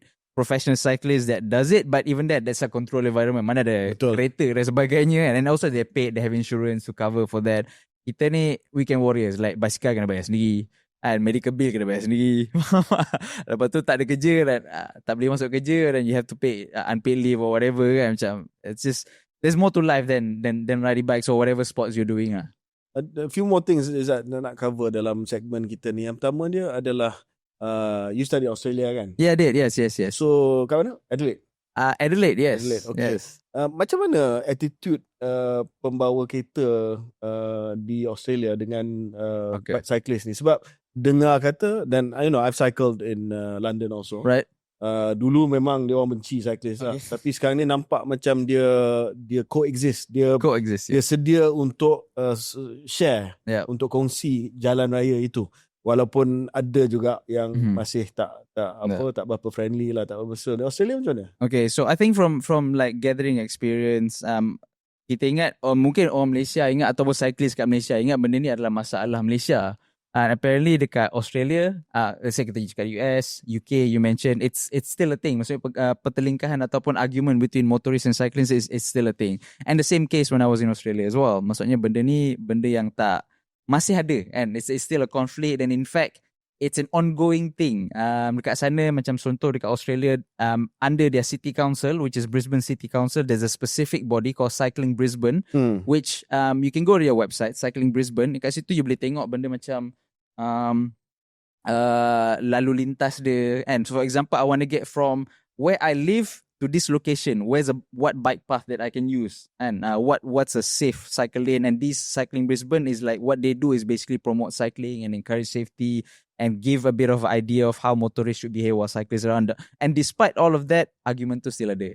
And I think the only place yang orang kata tak ada isu cyclist dengan motorist ni mungkin dekat Europe lah, like Europe countries like Spanyol or Italy, kan, yang orang kata quite okay dengan cyclist ni. But I think despite all of that, right, they have the infrastructure lah dekat sana kan, and the way they do the infrastructure apa semua, bukanlah, I think you would agree, maksudnya macam certain bicycle lanes yang kat Malaysia ni is more of like, okay, ni this is the road yang sedia ada, we'll just paint a bicycle lane. And that's a bicycle lane. Dia cat biru. Dia cat biru. Cat That's a hijau. bicycle lane. Faham tak? Whereas dekat Australia, it's like, for example, you want to cross a river. For example, you want to, dulu there's this bicycle lane on the side of the highway. There's like a dedicated bicycle lane. If you look at the M1 punya highway dekat from Brisbane to Gold Coast, so there's a particular highway ni where cyclist boleh lalu dekat tepi tu. But before this, because they need to cross the road and everything, dia lalu dekat bawah, masuk traffic light, masuk balik highway kan. So the government actually invested on a flyover for a bicycle lane, right? So you can see ada flyover kat tepi tu. Ingat flyover kereta ke apa tak? It's a cycling lane punya flyover. And so I think Europe, the countries apa semua tu, I think they've matured enough, they cultured enough, and then maybe also the life culture dekat sana, like no one's chasing for anything kind of vibe. So maksudnya, I can just wait for cyclists and just wait for a bit, they're another human being as well. They have things to do, I have things to do, we just coexist. Whereas countries like these other developed countries macam US, UK and Australia, they're a little bit newer compared to these like Italians and Spanish. So they're still, like you mentioned, it was bad during your time. It's improving now, and I think probably another 10 years will improve again. Countries like Malaysia is very at an infant stage when you talk about cycling. So I think we need to get the conversation going, which you did a good job with the town hall, right? Like get the conversation going, right? You're not going to change this in a single generation, right? Masa town hall tu kita jemput PDRM dengan JPJ, Jabatan Pengangkutan Jalan Raya. So itu dari segi enforcement undang-undang trafik dan sebagainya. Tetapi salah satu pemegang taruh ataupun stakeholder yang belum lagi kita engage, maybe I'm thinking of a second town hall, adalah PBT, local council lah. Sebab banyak infrastruktur ni yang disebutkan tadi adalah sebenarnya kerja PBT. Ambil contoh lah di BKR kan. Okay, ada effort ke arah buat bicycle lane. Macam Izzat kata tadi, ada yang dedicated macam River of Life, ada yang dia just cat tepi jalan tu biru. Kita pun ada tengok di city center kan. Tapi bro, kadang-kadang ada kereta yang park atas tu. Kadang-kadang tempat tu dah jalan tu dah berpecah. Betul. So cyclist pun terpaksa keluar ke jalan main road lah. Kena pergi main road lah. And then biasalah kalau main road kita jadi easy target lah. Kita jadi target lah. So again, bila cakap pasal infrastructure, we'll call the PBT. What is apa yang jadi kerisauan dan juga frustration cyclist bila nampak ada cycling lane, not that great, tapi orang block tak ada penguatkuasaan. Oh, for sure. I mean, like, I try to be one of those citizens as well. So, okay, PBT dah provide. Like, sometimes I'm in Putrajaya or even KL or in Shah Alam, right? They have this bicycle lanes, but then like bila benda tu jadi, and like I'm trying to be a good civilian lah per se, use the infrastructure yang orang kata state government dah buat or city council dah buat, PBT dah buat, but then like benda-benda macam ni pun like benda-benda macam lah, kat kereta parking tak ada continuation, tiba-tiba bicycle lane tu daripada jalan dia naik lalu depan bus stop, lepas tu dia turun balik. Dia macam maybe as well, like I'm not sure how true it is, maybe it's more of chasing SDG ranking ke whatever, right? Sometimes like, okay, SDG punya ni, you need a bicycle lane. Okay, let's paint a bicycle lane. See, I've ticked the box kind of thing, right? Whereas I remember last time I had a colleague, I had a friend lah, basically dekat, he works for the Brisbane City Council. Then he was a civil engineer, right? And he's a cyclist. So ada satu hari tu, they were building a bicycle lane towards this quite a famous bukit lah dekat Brisbane called Mount Kuta. So part of his job, because he's a cyclist, right? He's a weekend warrior. Part of his job is to relay the info back to the city council whether this fits what a cyclist normally ride. Adakah jalan ni sesuai dengan cyclist, ataupun cyclist find this, or on the flip side, adakah cyclist rasa benda ni macam baik tak payah buat. Right? Betul. Right? So maybe we need that in the PBT as well, right? Someone that actually rides or a dedicated, to dedicate something might be a little bit difficult. Yeah. But I do know certain state councils overseas have a dedicated body that actually just specifically looks into cycling and make the city more cycling friendly. Yeah, sebab I don't imagine macam kita weekend warriors, kalau kita betul-betul nak buat ride dengan our usual weekend group, we won't go into the city lah. Definitely. City ni coffee ride lah. Yeah. No, there are cyclists on Sunday yang pergi coffee ride lah. Tapi dia tak akan belasah lah. They won't go More for out. just enjoy. You know, we will go to GCE, kita akan pergi ke Rimayu, nak pergi ke Morib, you know, Kelai, Sepang, di mana pada hari Ahad biasanya tak banyak sangat traffic lah. So, you know, it's easier to share the road. So, I think infrastructure ni pun kena lihat pelbagai aspek lah. Those who use the road for commute and coffee rides, and those who use the road for really exercising. Yeah, I guess for the second group that we're talking about, the weekend warriors. So I think it's at the moment it's just creating that awareness that, you know, we are here we just want to share the road. Yeah. Right? We're not trying to dominate the road. And also on, I guess, amongst the cyclists as well, it's really important. So whoever that organizes the ride, like you and your group, me and my group, or even if we whatever communities out there, so it's really like stress on this, like we are sharing the road with other vehicles, motorized vehicles, and we just respect the road, try to be as far left as possible. Try not to block the road, and kalau jalan tu tiba-tiba jadi single lane, so we ride single file, maybe pecahkan group tu dan sebagainya. The message to pengguna kenderaan motor macam kereta, kenderaan berat dan sebagainya, sebab the hate is real, man. It is real. You know, I tengok dalam media sosial, gila. Musuh nombor satu lah. Musuh nombor satu. Macam even menghalalkan tau. Nampak je langgar. The comment section is wild. Langgar je, gesture sikit. I mean, gesture sikit is death for us, you know. Yeah. For sure. They don't know. Yeah. It's, I really don't know. Maybe the recent case sort of like gave it a license for them to like do whatever orang kata tindakan-tindakan yang orang kata almost borderline death threat ni. But for those cyclists yang menerima death threat, I think was confirmed by PDRM itu hari, if you have received this death threat on your social media, please do a police report. And please do a police report. Police akan layan benda ni. And so please do a police report if you receive a death threat lah. Maksudnya you're riding and cakap, ni langgar je or apa, gilis je or whatever kan. Itulah which baffles me. Kadang-kadang some of these people dekat dia punya apa profile picture tu gambar bendera Palestin. Faham tak? Faham tak? And then you are like, macam tak asing. Faham tak? Sedangkan and then always polemik ni balik kepada isu cukai jalan. Betul. Kita bayar cukai jalan, korang ni tak bayar cukai jalan. Kalau you know, you pay lah road tax and all that. Sedangkan you know, in the law dia dah memang iktiraf berjalan kaki. Betul. Dengan penunggang basikal. So lepas ni nak tax berjalan kaki ke macam mana? Nak tax penunggang basikal macam mana? You know, takkan pakcik yang pergi masjid kena tax juga, you know. So again, we don't favor that lah. Kita harap bahawa you know, we can promote better etiquette di kalangan riding community, tapi kena jumpa kita halfway lah. That means pengguna jalan raya bermotor ni kena faham bahawa you also share the road. True. Dengan pedestrian, dengan cyclist dan sebagainya. But I think like come back to the point I mentioned just now. It's just like it's a very motorized vehicle centric lah dekat Malaysia ni kan. So it's just like motorized vehicle is the king on the road. When you actually look in the book, you have to give ways to these more minorities kan, pejalan kaki, basikal dan juga motosikal kan. Saya tahu mungkin ini antara soalan last lah.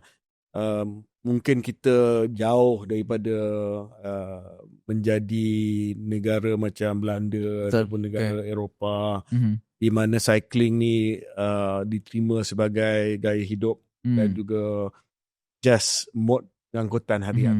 Saya ada baca dulu ada Perdana Menteri Belanda yang pergi office dia kaya basikal. Kaya basikal. Because one, I suppose relatively flat, climate is okay, jalan raya okay, infrastruktur, dan ada setengah negara di mana jalan raya untuk kereta tu ditutup. Sebab dah tak ada permintaan. Orang guna public transport, or they walk, or they use cycling.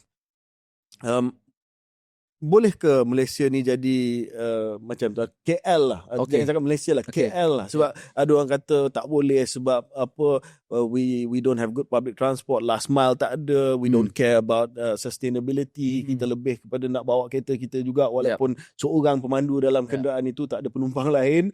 Kesesakan jalan tak apa as long as I have my car. Lagipun Malaysia ni panas, you know, kalau I cycle kerja nanti peluh lah benda. So this culture memang tak boleh lekat kat Malaysia. Okay, so I think if the argument number one, I'll go one by one. But I think if you go with the argument kalau faktor cuaca, they have their weather challenges as well. For example, winter, they're always raining, sejuk. But they still ride their bikes. They have their summer. Some of their summers are even worse than Malaysia punya heat. Kan? They still ride to work and everything. But obviously to argue, to sort of rebut to that, they have the end of trip facilities, right? You see, it's quite common in offices like Australia where they have showers, you have lockers and bike storage areas. But I think that one can be accommodated, which is quite easy. But more of an issue is how safe it is for you to ride. And I think I put up a research that was done about 10 years ago, and right, like whether cycling can be a mode of transportation in Lembah Kelang punya area. At that particular time, was done by a Dutch university as well. It specifically mentions Malaysia have the potential to be a cycling country or cycling city, but obviously a few steps that needs to take into consideration. Number one, sort of like really promote cycling as a means of transportation, create the awareness. If the countries is really sort of chasing the reduced carbon and everything, right? Like, cycling has to be the way, right? The people are talking about want to reduce carbon footprint. There's no other way, right? Cycling is the only way to do it, right? And you want to create, orang kata sekarang apa, Kementerian Kesihatan talking about obesity in Malaysia is one of the worst, right? Cycling is a solution to it as well. People are talking about mental health issues.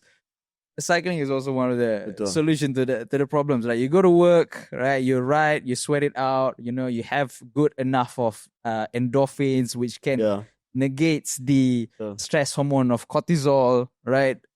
And then you go back home. Benda ni orang kata bukanlah benda yang tidak boleh kita capai, tapi ini adalah halangan-halangan lah yang kita perlu cater lah. And obviously, the countries in Europe have been doing this for a long time. Kita baru nak, I guess it's safe to say cycling baru nak start post-COVID dekat Malaysia ni, and start nak jadi famous. People start talking about it. Sebelum ni kalau ada apa-apa isu dengan cyclist pun tak pernah viral pun, pre-COVID days, right? And I think ramai juga dalam comment section cakap, dulu sebelum COVID ada pun isu-isu ni, orang yang dah lama kayuh, betul tak?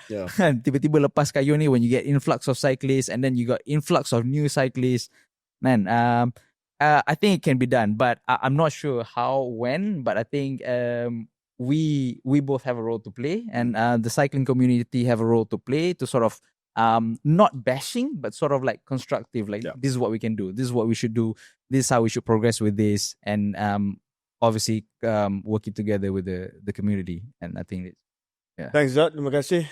Thanks for coming on KS. Saya rasa discussion dan juga perbincangan yang sangat-sangat penting dan menarik. Saya masukkan topik ni bukan kerana saya ni cyclist, tapi saya nampak isu ni topical sebab dia akan timbul lah bila ada insiden, bila ada accident, dia akan timbul, lepas tu dia akan senyap. But also as Naib Presiden PKBM, Persatuan Basikal Malaysia, Persekutuan Basikal Malaysia, saya rasa penting lah untuk saya bantu highlightkan cerita cyclist dengan basikal ni. Tetapi message Izzat yang saya rasa saya nak repeat lah adalah bahawa kita kongsi jalan raya ni. 100%. Dia tak milik mana-mana. Kalau dari segi undang-undang, jangan ada jangan ada andaian bahawa jalan raya ini milik kereta ataupun milik kenderaan bermotor. Sebenarnya dalam undang-undang pun dia kata kena kongsi dengan yang lain, termasuklah penunggang basikal. So that means janganlah sentiasa anggap penunggang basikal ni sebagai musuh. Jangan sentiasa nampak macam kita ni tak ada tempat atas jalan raya. Tapi message kepada our comrades yang cyclist ni juga adalah, you know, you also have to share the road lah. Yeah. Kan? You also have to be responsible, share the road. dan kita harap bahawa kempen kesedaran ini akan diteruskan. Tapi just my last observation, dan mungkin Izzat maybe your view sama ada setuju ke tidak. Ini juga sebahagian daripada kematangan masyarakat lah. As we mature kan, kita lebih ready to be more understanding, more compassionate, kan, daripada kita hanya kejar masa kita. Kita rasa yang we are in the right of way, dan there's no give or take.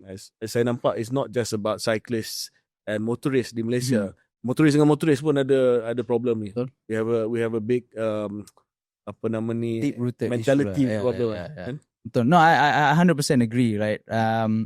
With that take, because orang kata bila isu ni meletup, it exposes something that is already flawed inside, yang mungkin dah lama, and then tiba-tiba you letak cyclist, orang kata ada benda tu macam meletup, kan?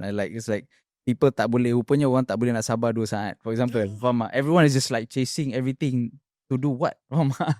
Kan? Yes. Yeah, right. Kenapa? Tunggu je lah 2 saat. Orang tu nak masuk simpang kan, faham tak? Or for example, cyclist tu nak cross the lane kan, dan dia dah bagi signal dan sebagainya, dia macam 2 seconds, right? Betul. Faham tak? It's a deep rooted thing lah. Maksudnya what this issue exposes is number one is obviously the how the traffic is flawed, and like how the road designs is a little bit flawed and everything, tak cater for cyclists, but also how we respond to that issues. For example, the way you respond, like you look normal and you converse normally, but then in your comment section you wishing this guy to die. Faham tak? You wishing death, you mengharapkan, you mengajak orang lain untuk bunuh orang. Is like, that's a deep rooted issues that we have to cater lah, right? I remember, like for example, I had an accident the other day, bukan the other day lah, back when I was in Australia, right?